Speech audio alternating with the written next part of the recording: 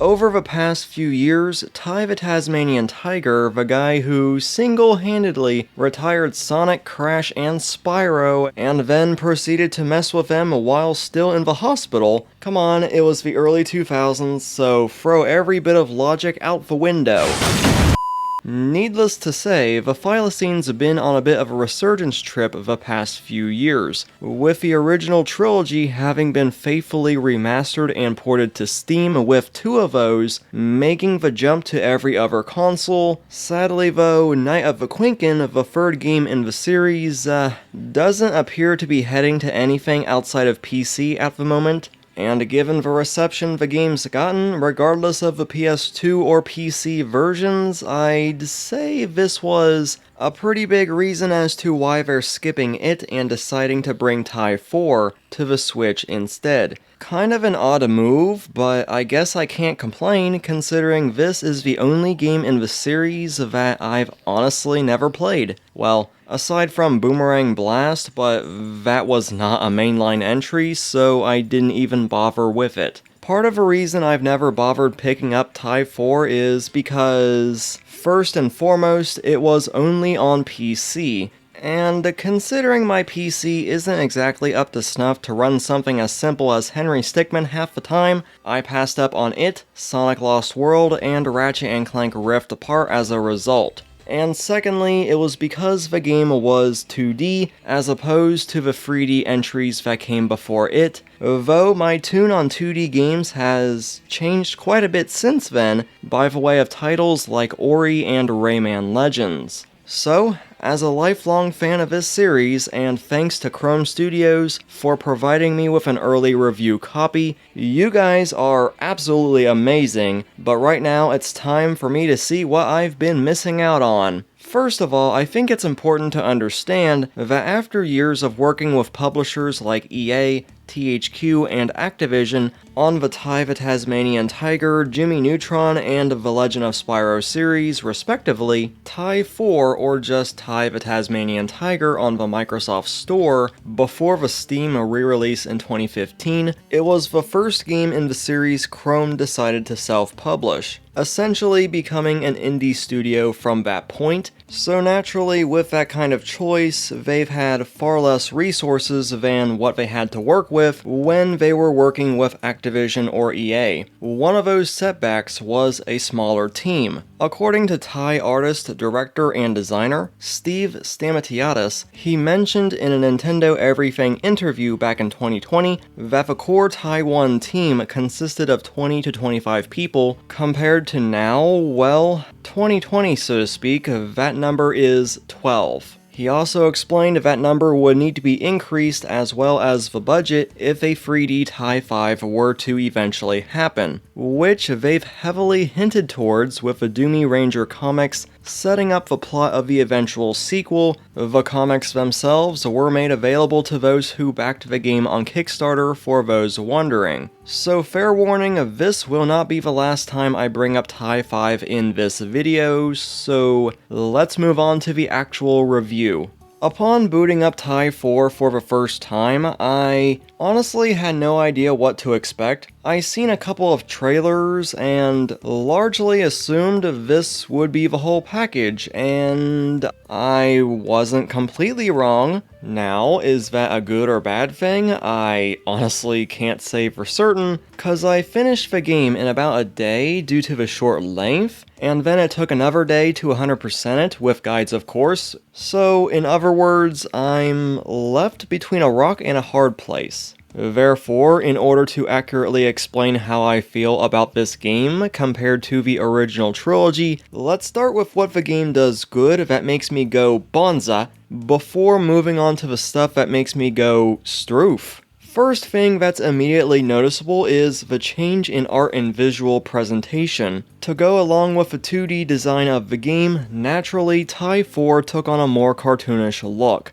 Much like how the characters looked during the loading screens of the first game, a concept they actually brought over for this one, since this time around there's actual levels. Though I find it weird how everyone's art is entirely new, but they recycled L's from Ty 1 for one of the later parts of the game. So that aside, this design choice even allows certain characters to be a bit more expressive than in previous games. Even the enemies have a bit more personality injected into them, such as the Blue Tongues having electric keyboards at any given time, as well as having extra variety with airborne enemies, which I will come back to. This new style results in something that looks kinda like a Flash game. Maybe that's not an accurate comparison, but just to be safe, I had to boot up a SpongeBob game to be sure, and yeah, that's exactly the vibe I got. It's not a complaint, cause I do understand that they're a much smaller team than they used to be, and this was probably the best way to do things. The background art, however, appears to be hand-drawn and matches that of the other Ty games' skyboxes, something I've always appreciated with this series. The overall levels, though, look really good. I'm just kinda upset that there wasn't a bit more biome variety, since there wasn't a single snow or lava level, something each of the previous games managed to include. The cutscenes, on the other hand, received a hefty upgrade compared to the original Ty 4's comic book panel cutscenes, since they're now fully animated. Not only that, but they're also fully voiced this time. Some of the characters, like Mari and Boss Cass, were recasted because their previous VAs, sadly passed away some years back, though I feel the new VAs did do them justice.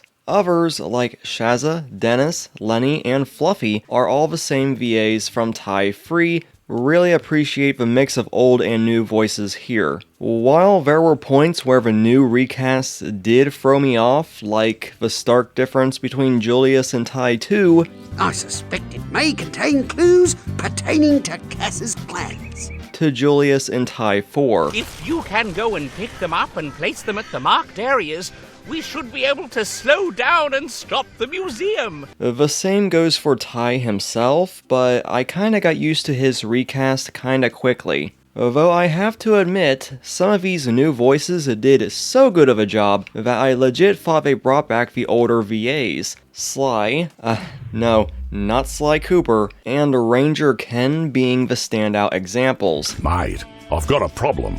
I've got a bunch of possums who are as crook as a dog. It's moments like these that make me proud to be a ranger.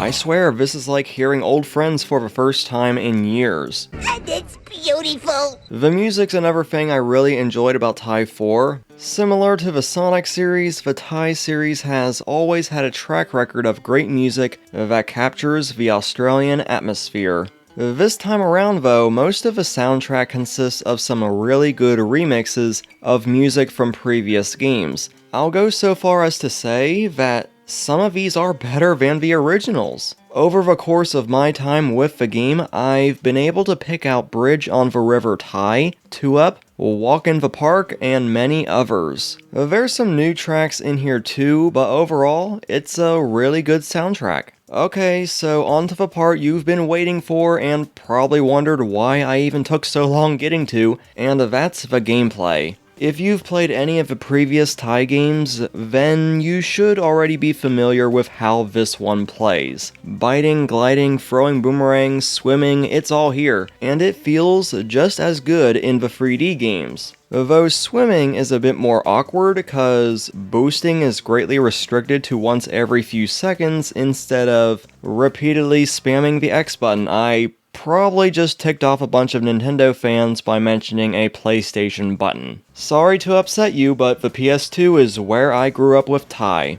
Also, diving is not a feature in this game. I mean, there is, but it's only tied to certain story moments. Ha, you see what I did there? That was a bit jarring, but otherwise, pretty good. Other mechanics such as buttons to open doors, activate platforms, even the warp mushrooms and spy eggs are still here to help reach secret areas and collectibles. Those being Goo berries and missing koala cubs scattered throughout the levels. Finding all of them across any set of levels gives you a Thunder Egg. These are also gained by completing side quests within levels and are needed if you aim to 100% the game, but are otherwise completely optional. This is indeed a 2D collectathon platformer, and I'd say everything from the 3D games translates very well, while throwing in a few surprises along the way. Like this puzzle in one of the later levels involving putting out torches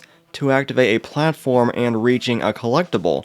It's interesting cause up to this point you've been used to lighting torches to solve these kinds of puzzles, so this kinda served as a throw everything you learned out the window type of moment. And out of all the platformers I've played, I never expected Ty to pull that kind of move, but here we are. Though outside the fire and ice rings, there's the plasma ring, which powers up generators, and the crypto ring, which reveals hidden platforms and crates, and those are about the only rings that have any sort of special use aside from being spamming devices against enemies, so I barely, if at all, ever used any of the other rings as a result. Sure, you could say that the rings are spamming devices in the 3D games too, and fair point. But the difference is, the enemies are more spread out in the 3D games than they are here, allowing more room to breathe as you're exploring these Australian landscapes. Unless it's an arena challenge, then okay, I get it. Here in Ty 4, they're far more common, probably to give you a constant stream of opals, cause you'll need them for buying new rings and costumes. Thus, the only way to get rid of these guys is to spam boomerangs, but sometimes it has to be the right boomerang, otherwise you're going to get pummeled to heck and back. And I do like having to change boomerangs on the fly, depending on the foe. They do try to change up the boomerang play by giving Ty a brand new charged attack. It's a callback to Ty's super bite in Ty 1, though this time around it's for boomerangs, and it's used for breaking obstacles and making tougher enemies vulnerable to all other attacks. Again, I like this idea, but by the time I've seen this same dang beetle 50 times, I was already tired of doing this same strategy over and over again. And I can see why they only appeared in one level of the entire 3D Ty trilogy. So this was only the beginning of my struggles with this game, but I'm gonna try to hold off on going too deep with it for just a bit longer. As previously mentioned, you can buy new boomerangs and costumes in their respective shops. I'm gonna skip the boomerangs cause I felt like I talked about them good enough. The costumes, though, range from Ty's appearance in the first game, all the way to his most recent appearance in the Doomy Ranger comics, appropriately named Ty 5. See, they're still wanting to make the dream happen. Not only that, but we've also got Ty's prototype design, some fun ones like Retro Ty if you've played the GBA games, and even other playable characters. Granted though, they're just skins, so it's gonna be weird hearing Ty's voice come out of everyone's mouths. Sure thing! Now, chances are you're not going to clear this shop out by the end of your first playthrough, and that's where the minigames come in. Whether you're playing through levels or on the main menu, there's a few types of minigames you can do to earn some extra opals. Time attack to see how fast you can complete a track, danger arena, keep moving ahead so you don't get fried by this laser and keep collecting opals along the way. You don't have to worry about the laser cause you'll outrun it far before reaching the end. And finally, turkey chase. Easily the best one here cause if you ask any Ty fan, and I do mean any, what is the one thing that they both love and hate about this series? It's this stupid turkey it takes forever to catch, and when you do catch it, it's so satisfying. Though here I've caught it in less than 20 seconds each time, so not very challenging, but it did do a good job of providing fans with that nostalgic factor, alongside returning enemies, Lenny the Lyrebird repeatedly lying to you about which way to go, cause, well, he's a lyrebird, so you should see it coming. Still kinda sad that you can't make the skinks run around after losing their tails. That kinda rubbed me the wrong way, cause that's exactly why they were one of my favorite enemies in the 3D games, so that was kinda disappointing. but I will say the boss battles were pretty good. One of them even brings back Bull, who was previously a boss in Ty 1, and eventually became playable in the same game's Outback Safari level, ultimately adding more variety to the game despite how short the bosses can be. This then brings me to the story, and I'm kinda mixed on it. There are good moments to be had, for sure, but given the game's already short campaign, so whenever there's a dedicated cutscene outside the prologue, it sometimes felt like it was trying to get to the point as fast as possible, rather than taking time in each cutscene like previous games did, but it still gets the job done. Also, when we take into account that bizarre secret ending in Ty 3 where we see Fluffy's tail survived with Professor Carlos and 2 other characters, one of which was made just for this cutscene and nowhere else in the game, yeah. None of these 3 even appeared in Ty 4, and the Fluffy we do see is a robot created by Boss Cass, so you can probably understand how confusing this is. Which brings me to the part of the video where I discuss my main issues with the game, so I'll try to be quick cause, how far are we into the video at this point? First and foremost, the enemy difficulty. Now, it's not so much that the enemies are difficult, cause they're pretty easy and it's why I brought up the boomerang spamming earlier.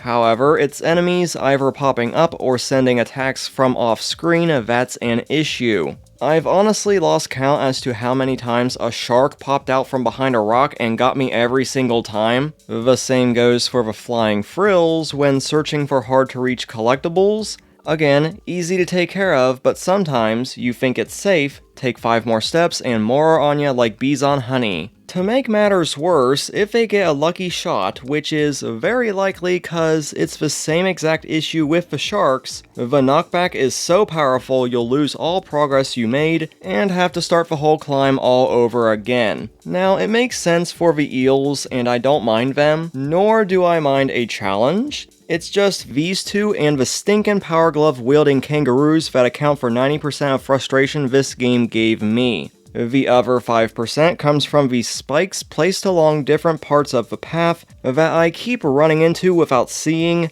repeatedly. I think it's either because they blend in too much, or the outline simply isn't thick enough to stand out. They were a minor nuisance in the 3D games, but never like this. And the final 5% comes from the game often feeling repetitive with nothing more to do than spamming enemies with rangs at every single turn. Even when searching for collectibles, side quest, and even main quest items, which are already pretty hard to find without a map. Why this game does not have a map when the previous games did, I don't know, but it leads to a bunch of backtracking, which I typically enjoy in the 3D Ty games, and it turns it into something that I dread here because I got very lost very quickly.